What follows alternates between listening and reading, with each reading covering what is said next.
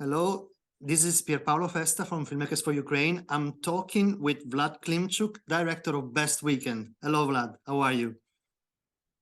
Hi, I'm great, despite the fact that, our country is struggling right now and going through war. I'm trying to do my best, and I hope that art and your support and support of the whole world will help us.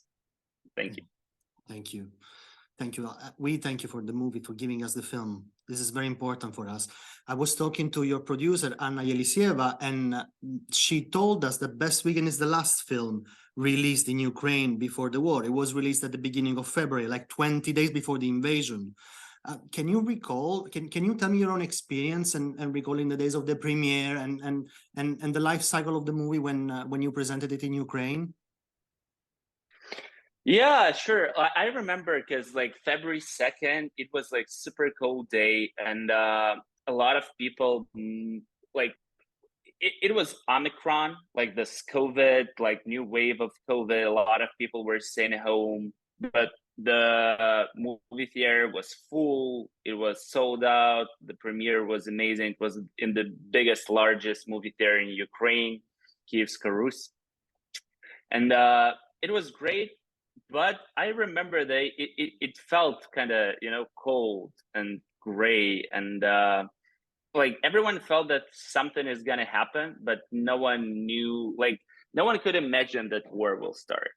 But if we're talking about the movie, it was really great to gather up together with everyone who was this big part of the movie, our whole family, because like we have 4 different stories. That means that we have like 4 times more actors, like lead actors than usual. We have bigger crew.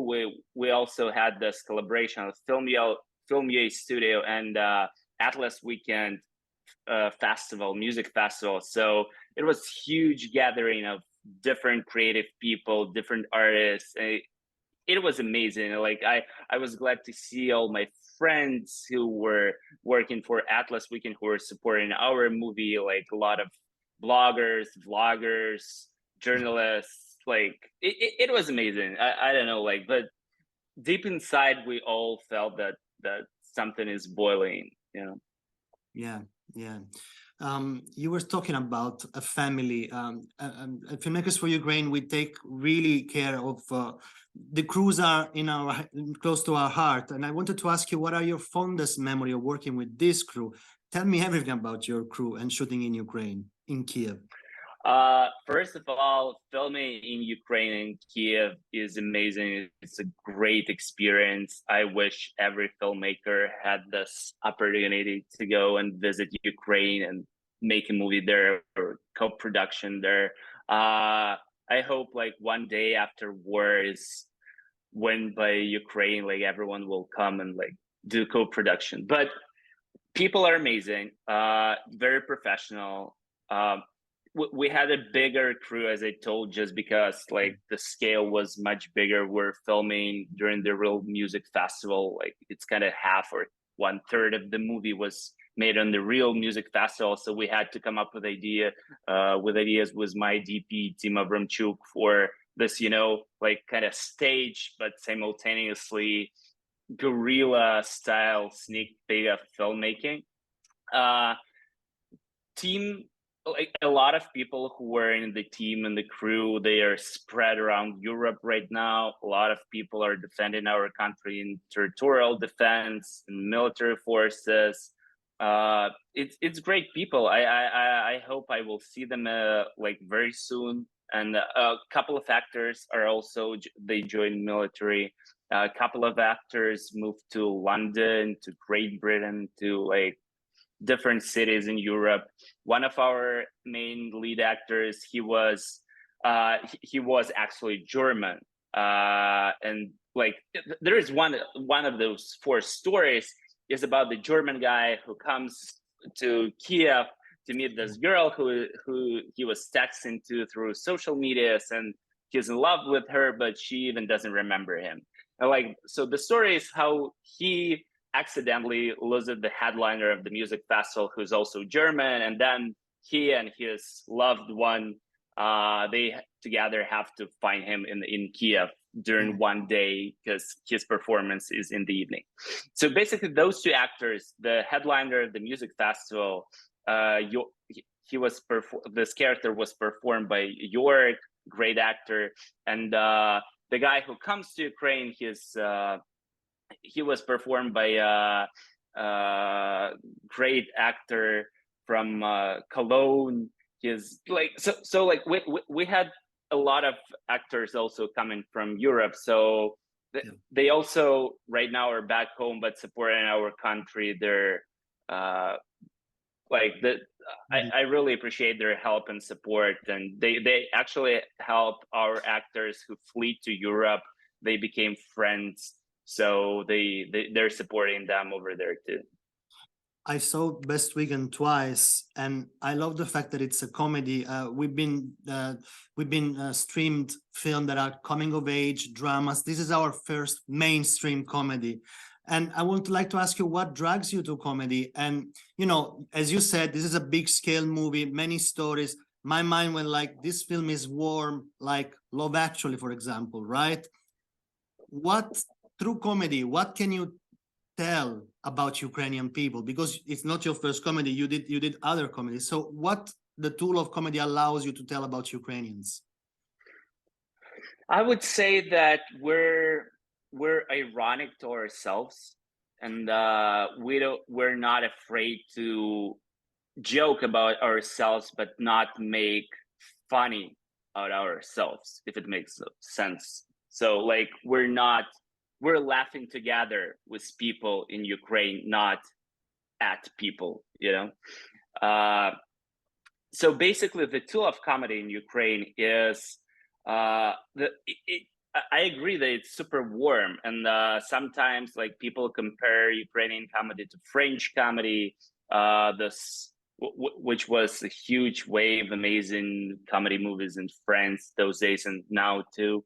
So the tool of comedy is to see our like weaknesses and to make fun about it, to become stronger. And I really appreciate that you watched the movie twice. I believe you saw that everything is about love in this movie, like about 4 different types of love. So my approach to filmmaking is to show problems and issues of society through warmness, and not to educate or like teach people in this like school way. It's more like to show problems, make fun of them, so then in the end there is kind of metaphor where people are walking out of movie theater and they're like thinking that, oh, probably my approach to this issue was I can change my approach to this issue, like, you know. So the thing is with this specific comedy was to show Kiev, to show it's kind of my love letter to Kiev, to show people of Kiev, to show people of different regions of Ukraine coming and gathering in the capital. So that is also the thing that it's the last movie in movie theaters before war that showed Kiev in this bright, sunny, like lovely way, you know, because it's not drama that where everything is gray and like very static, and like the pace of this movie is pretty fast. I'm telling you, man. I've seen Kiev in the film. I haven't seen a city so much colorful and so much like a fairy tale warm place on the big screen since Paris in Amélie. You know what I mean? Yeah, thank you. I love Emily, and the color palette of that movie is iconic. Music, like performance, everything. You know, me and my cinematographer and producers, what we're doing, oh yeah, let's make movie about our city. I'm born and raised in Kiev. I love this city. I love like whole Ukraine, like different regions from east to west, from south to north. Like we're like, let's make the story about people from different regions of Ukraine coming to this capital and show it as if they would if the viewer have never been to Kiev, they would join this adventure and kind of walk together with characters. That's why I was like, okay, it's probably cliche to show the character arriving to the train station, you know, but like Ukrainian train station, Kiev's train station is so beautiful. In this moment, when you're not from Kiev, you're making this first step on the train station, you're amazed. It like last year, AirPods, like Apple made commercial of new AirPods on our Kiev train station. So I was like, if they're doing that, like why we're not doing that? Like let's use our like beautiful locations and show the city. And it's very interesting because you show the city, there is a German character that comes in the city and crashes against the Ukrainian culture like that. And he's German precision, right? And there is that funny scene in the taxi at the beginning. So, and then we have a German. To be honest, it's a lot of life there and a lot of truth. Because like when we wrote those characters, we're doing auditions, and those two actors who I told you about, they're amazing because they also fit their characters so well. They're kind of their characters in real life a little bit. I would say they match.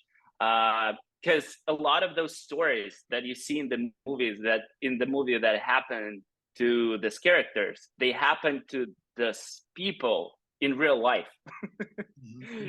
When they came to Kiev, like during days off, or like, you know, like during their breaks on the film set, like a lot of that happened. Like we went to those bars and like they were kind of blacked out and like forgot what happened, or like, you know, yeah, for sure, in a professional way, but yeah.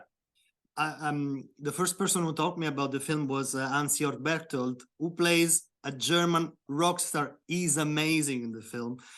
Why did you put a German rock star in the middle of all these four stories? So this German rock star is kind of this character who is a kind of social glue to the whole story, because in the very end, all characters gather on the music festival to see his performance. So basically, like spoilers alert, but he's lost in like kind of first like act of the movie, so like you don't see him a lot on the screen afterwards, but he's still being the social glue because he's super famous. Like all our celebrities who are performing in our movie, they have this kind of chatting that like, oh, he's amazing, like they create this huge setup about his greatness, you know.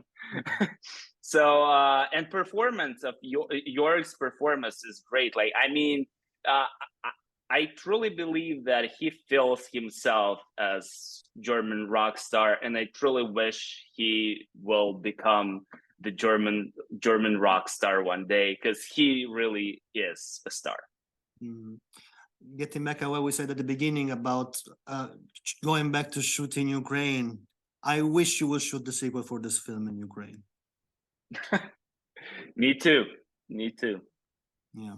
So I just wanted to thank you for your time, and I cannot wait to share best weekend with our audience.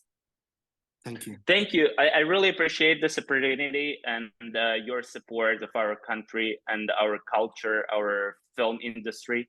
And thank you for standing with us. And I hope like people and viewers who will see this video will enjoy the movie too. Thank you.